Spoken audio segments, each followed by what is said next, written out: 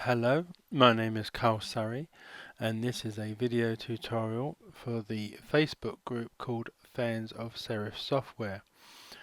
Now the title of this video would be the power of lightness in respect to the lightness blending mode.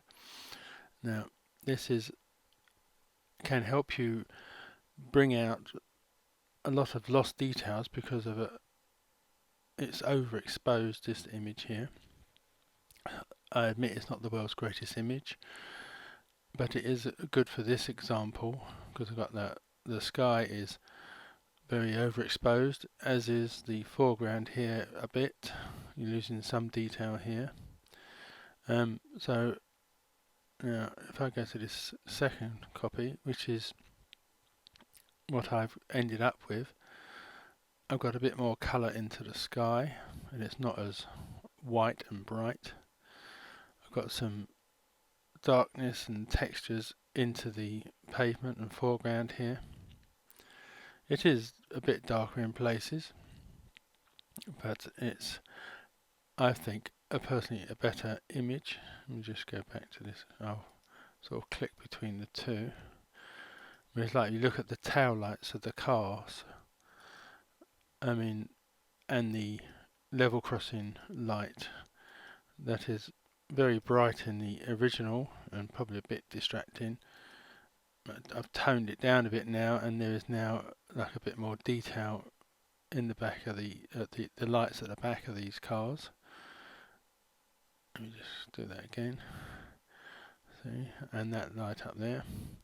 Similarly, like these red flowers here.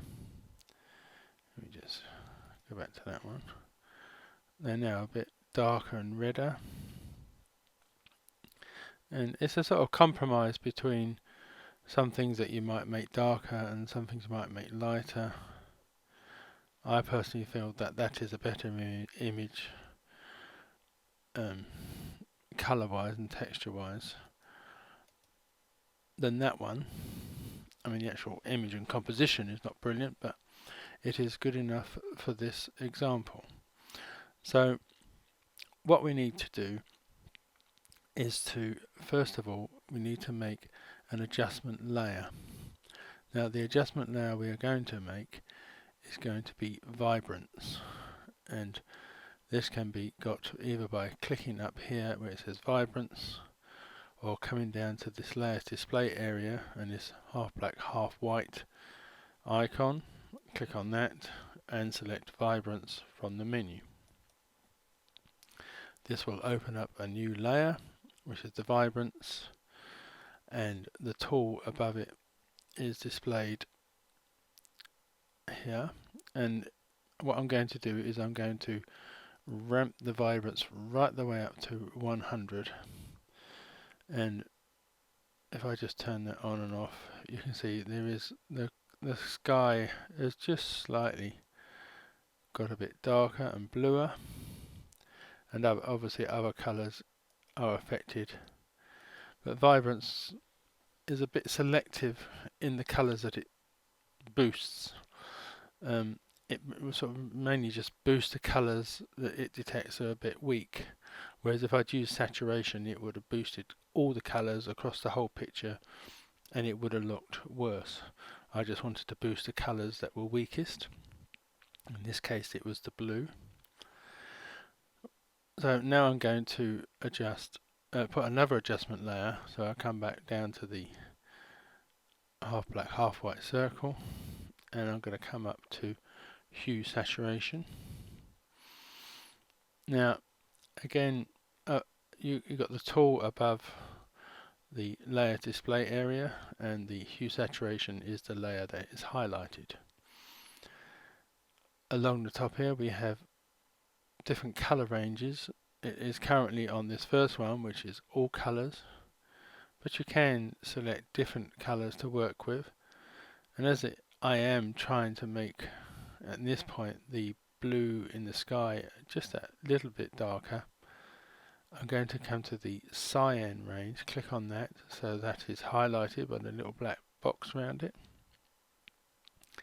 and I'm going to change the hue very slightly. If you go too far, it will, in fact if I show you, if I just move this over, obviously if you go too far it just changes all the sign in the pictures to a really weird colour.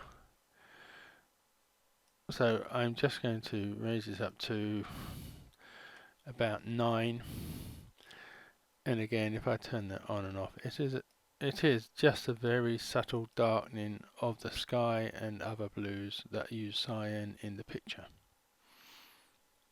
Right, we now need to add yet another adjustment layer, and this time I'm going to use black and white film.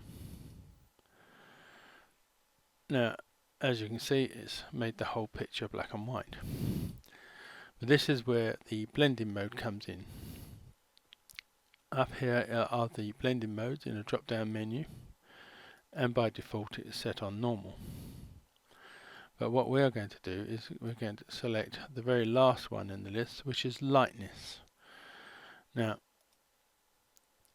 what the lightness will do is it only affects the lightness of the image. So, you know, the lights and darks of the areas. It doesn't affect the colours at all. So when I put this onto lightness, it will bring back all the colours that were previously there. But because we are on the black and white layer, we have all the tools adjustments just above it.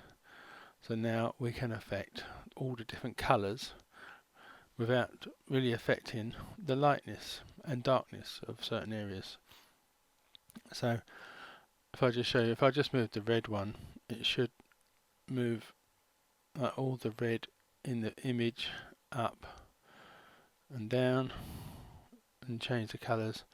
I mean, for example, if you look at that sign there for the estate agents, if I bring it all the way down to the bottom here, it goes black almost, and you go up the other end, it's turning white. So you want to keep an eye on the colours across the whole picture, obviously, but you want to keep the colours looking normal still, but also make adjustments that will make the picture look better. So if I move the orange one, and this I found more noticeable on the road and pavement down here. If it goes all the way up here, it just burns out the image, and when I come down, it will bring back some of that texture. So that is how you can do this. Use these adjustments. So obviously the green will affect any green that's in the image, and the yellow will affect the green as well, because green is made up of yellow and blue. So what I'll do is I do have the numbers that I adjusted this, and I will just enter these in. So that was 37, this was minus 107, this next one was 47, and this one was 87, this one was 100, and this was minus 7, and the last one was minus 167.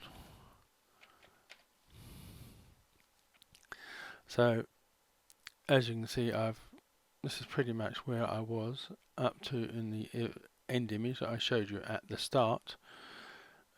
We do have a bit more colour in the areas down the bottom. It's not so washed out, and the sky, I mean, is still overexposed a bit, but there is now a bit more colour.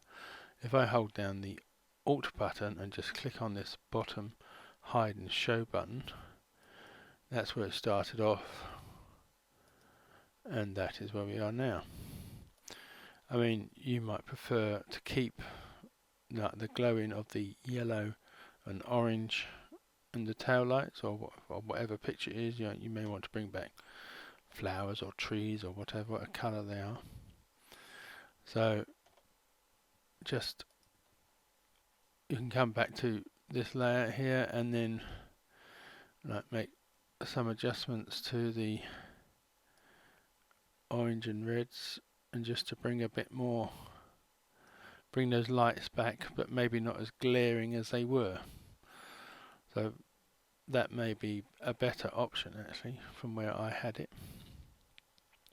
Now theoretically that would be the end of this, but what you can do, adding this top layer up here does make the darker areas a bit more darker. And to sort of help that out, if I click and hold and drag this down so it's sort of halfway between the background and the vibrance layer, as you can see that the line will go red in between. If you let go, it will move that down to there, and it will brighten up some of those darker areas. If I just move this back to the top again, it should make those darker areas, not so much, but it is in the tutorial that I watched for Photoshop in this version, it did make them the darker areas darker. So I'll leave it up to you whether you use that option. And then the next thing that I did on my picture was I clicked and highlighted the vibrance layer, and then I right clicked and I duplicated it just to bring a bit more blueness back into the sky. Obviously it does affect some of the blueness of these areas down here. So basically that would be the end of this tutorial.